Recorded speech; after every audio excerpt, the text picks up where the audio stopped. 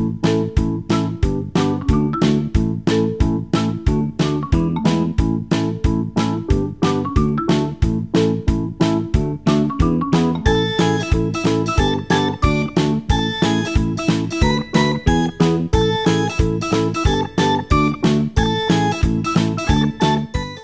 morning, guys! It's quite kind of late na. It's 11:30 na.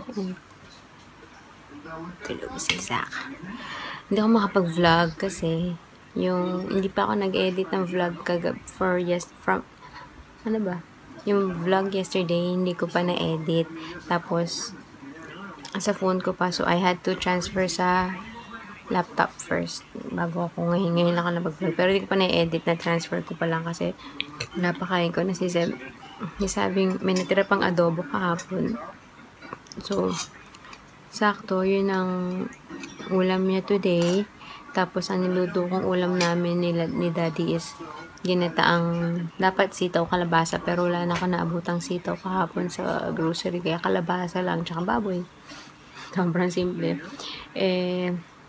Ang bagoong ko dyan na ginamit is spicy. So, hindi makakain ni Seb. Kaya sakto, may natirang adobo kagabi. So, yun. Napakain ko na siya kasi humingi ng gatas. Alanganin na. Sabi ko, kainin ko na lang. Then, after this, edit ko na yung vlog. Then, maya kain na rin ako. So, yun. Grabe. Kaya hindi ko na-edit kasi kagabi, nung pinatulog ko si Zach, nung dumede, nakatulog ako. Tapos, nagising ako ulit mga 1 kasi yun na yung umiyak siya sa kasi diba hindi mo siya straight nag-sleep. Nagigising. So, nagising siya ng 1. Tapos, pinadede ko, ayaw pa din. So, wait. Tapos, nagising si Daddy. Si Daddy rin nakatulog na rin na straight. Usually, nagdodota pa yun sa gabi. Tapos, nagpalit kami, kinuha niya. Tapos, siya nakapagpatulog na. Tapos, siguro mga bandang alas 4 yata yun ulit. Nung narinig kong umiyak. Tapos, tinabi ko ulit sa akin, pinadede ko. Hindi, nakatulog naman siya ulit. Tapos, yun na. Anyways, yeah. Ano bang plano today, guys? Kala mo naman. Walang plano today. Chill lang. Okay, kaya mo na si Zach. Si Zeb. Sarap na adobo. Parang nainggit ako, masusuko to eh.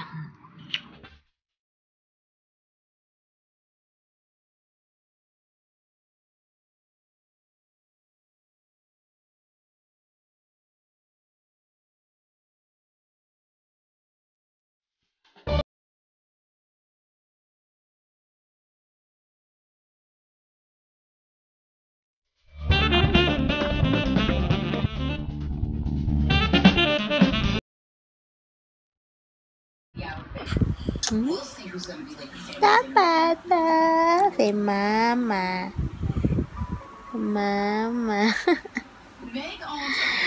It's 1:45 na, watching Long Island Medium. And yung episode na to, season 5. Ba't ganun?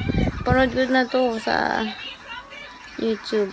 But anyways, hindi pa ako makain. Inedit ko muna kasi yung vlog. So, tapos na siya. Nag-export na. Maya it's gonna be up. So, yun. Kakain na ba ako? What do you think?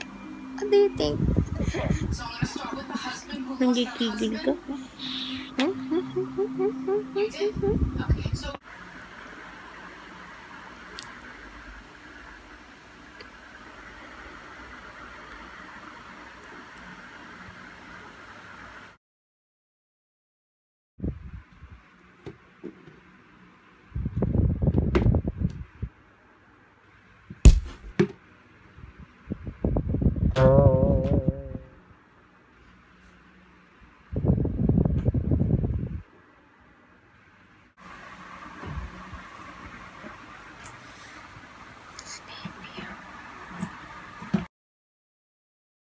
Hey guys! Say hi muna. Say hi. Here. Say hi muna. Here. Hi. We're going out. We're off our schedule. It's 6 o'clock. hindi muna kami kumain ni Zeb. Hindi pa kami nakaligo. Si Zach naman nakaligo na kanina umaga. This one. Si Zeb, di pa naligo. Sabay na kami maliligo pagbalik namin mamaya. Hindi pa kami kumain kasi kumain kami ice cream. Ang init kasi. So sabi ko, hindi kakain si Zeb niya kasi kumain ice cream. Kaya mamaya na lang pagbalik. So, yan. Panira ng schedule. Here, Zeb. Nang pawis ni Zeb, oh. Di ba kami nagsisimula? Oh, I will get it. Aray ko. Pawis yan from sa kwarto. Ang init. Nang pinatay ko yung aircon. Grabe. 1, 2, 3.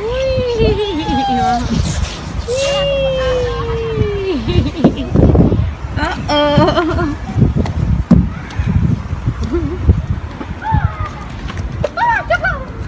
May batang nag-lead ng way. As in, nagtuturo siya na nandun kami sa isang playground. Tapos, tinuturo niya somewhere. Di sumunod lang ako. Ito. Nandito kami. Papunta to sa tindahan. Napaka talaga. Natandaan niya talaga to. Kahit na nasa makabilang playground. Ito yung dati na yung pinupuntahan, no? If you remember it. Hindi na ako nagpupunta dyan kasi nga, dahil dito sa tindahan na to. Nakita niya na. Dahil dito sa tindahan na to. Ay ngayon, alam niya na. Ay, na. Sus. What's that?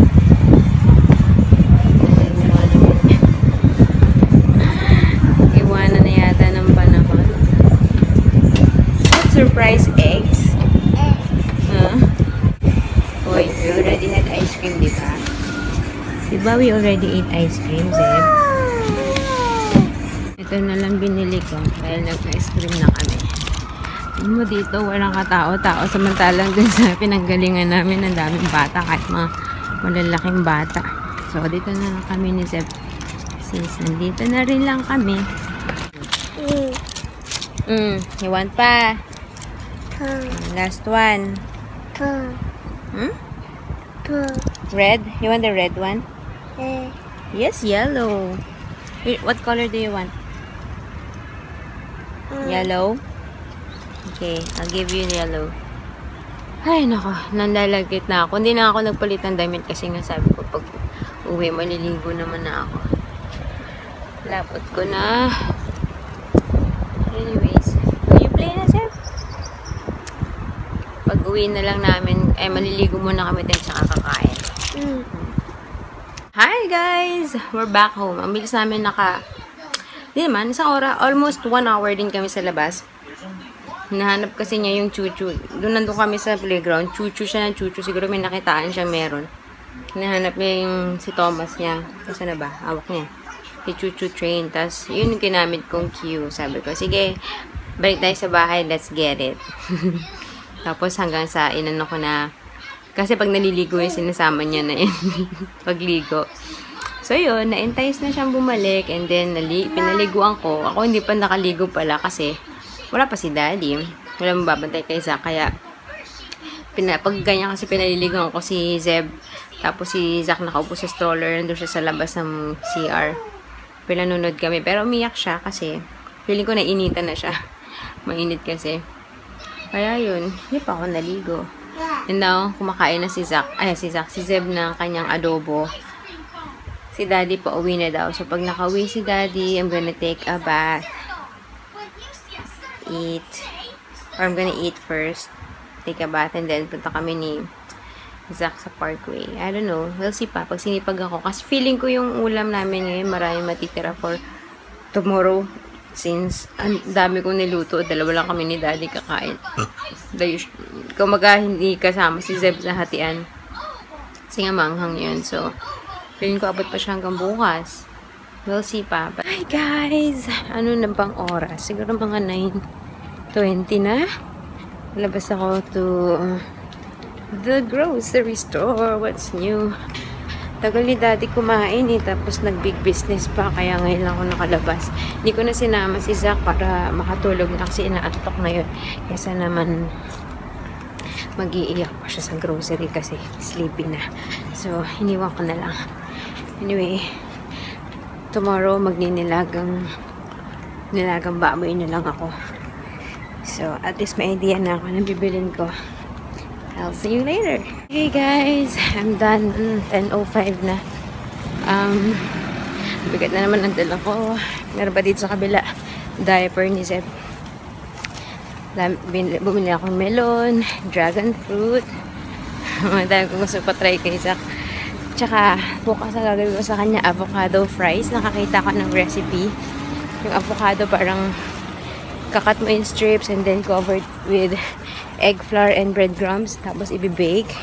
So, hopefully magustuhan niya. Siya, better yun kasi may mag-grip niya kasi yung avocado itself ang hirap hawakan, madulas. So, hopefully, pumatok sa kanya. If not, ako kakain. Bigat. Melon. Gagawin ko ngayon, nalagay ko sa aking mason jar.